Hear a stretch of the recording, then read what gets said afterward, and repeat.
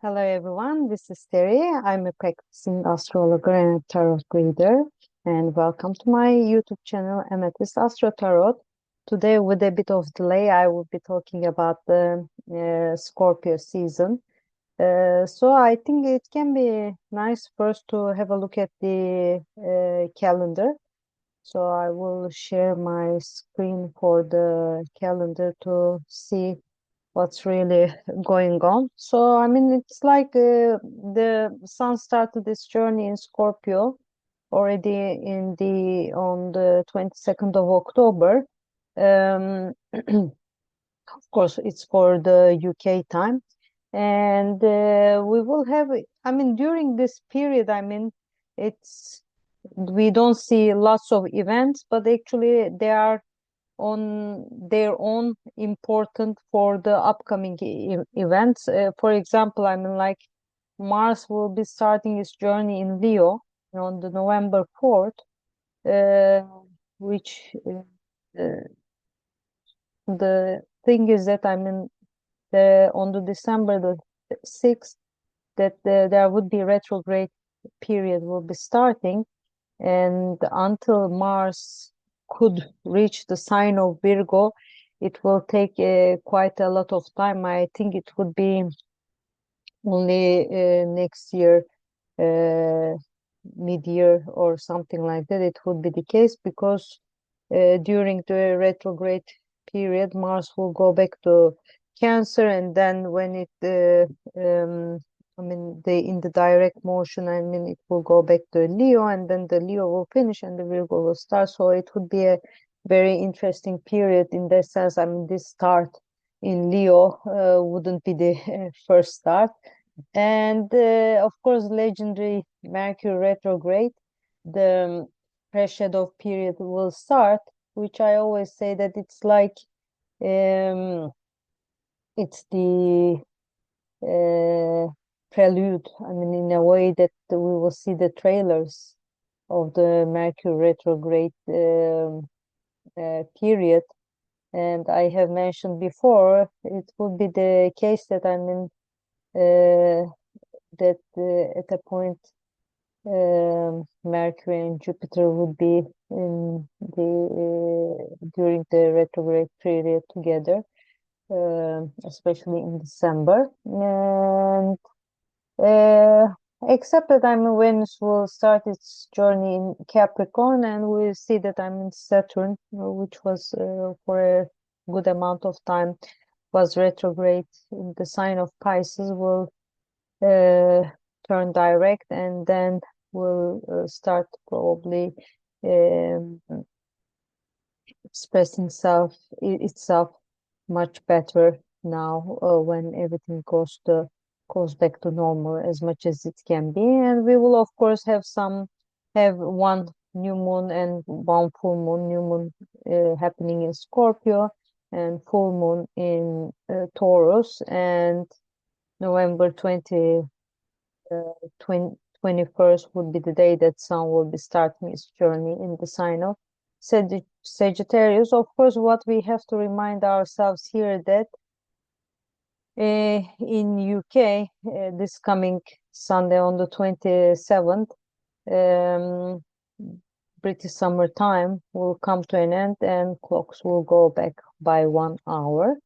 I think that's the general what is expecting, I mean, what is ahead of us during the Scorpio season. But when I have looked at the chart of the season, it was interesting. I mean, Scorpio is as we know, it's a fixed sign, and it's also a water sign. It's quite related with our um, feelings, how we express our inner world, etc., because of water sign. And fixed sign is like sometimes it can be the case that we can be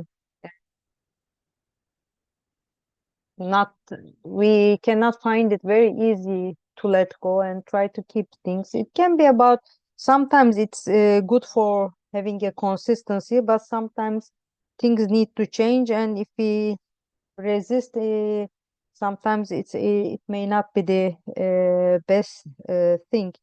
Of course, it depends on the context and the cases, but when we are thinking about, I mean, like when I looked at the chart, I mean, regardless of the ascendant and the other angles, because the thing is that depending on the place, those can change. And what I realized that, I mean, that there was I mean, when the sun just moved into the sign of Scorpio, there was a water element dominance in the chart, at least at the beginning of the season, where we see that, I mean, like Mercury will go into Sagittarius, and Mars will move into the sign of Leo. So that will make changes during the period, I mean, like from water to more fire. But it could be the case that, like with the opening of the Scorpio season, we may need to we may feel the need to tap more into our inner voice and listen to our hearts more. But the thing is that there is a factor that, because of the, I don't see really placements in the earth element signs, we may need to, I mean, at least at the beginning, push harder for being more practical, make much more effort, I think, to keep steady and grounded in a way. And the same might hold for trying to communicate and expressing our ideas in a more effective way, in a way. And I think in terms of taking the lead of things, initiative, energy, keeping some of the things as they are, as in the fixed signs, as I said, and having consistency and being flexible when there's a call. There seems to be a balance at the beginning of the Scorpio season. And as I have forgotten to put in the calendar, I think I'm just denying. Also, on the 19th of November, just as I remember, the Pluto will go into the sign of Aquarius for the last time and will not return back to the sign of Scorpio, to the sign of Capricorn until, if I'm not mistaken, 2252. So that would be a big goodbye to Capricorn, and big also hello to Aquarius for the first time, at least in this nearly 20-year cycle. So, I mean, like, since we are talking about the Scorpio seasons, so I was all the time thinking, like, which adjectives, which keywords come to my mind when someone says a sign of Scorpio. I think there's this in-depth feeling, intuitive, mysterious, depending on vulnerable, emotional, no? It's like, and digging through, digging, and seeing through of the things. And there is also this, I think, urge of wanting to surface what is hidden, and probably many more qualities that could be associated with the Scorpio, depending on which planet is in this sign and how those planets is interacting with the rest of the sky. I mean, as I always say, these are all general definition, and I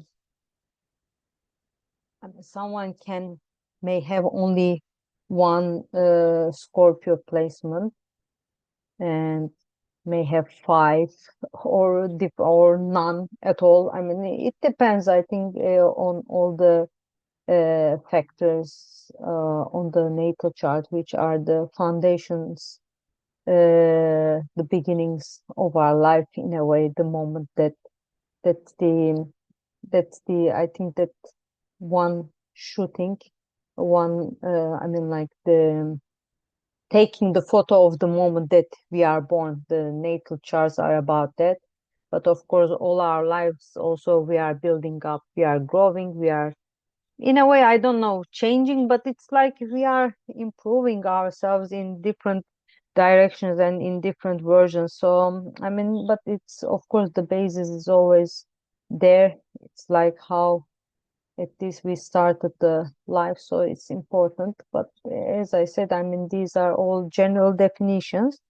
So, with the delayed version, I also would like to say happy birthday to all the people with who has birthday during this period, who has actually sun in Scorpio, and have a healthy and happy year ahead. So, bye bye.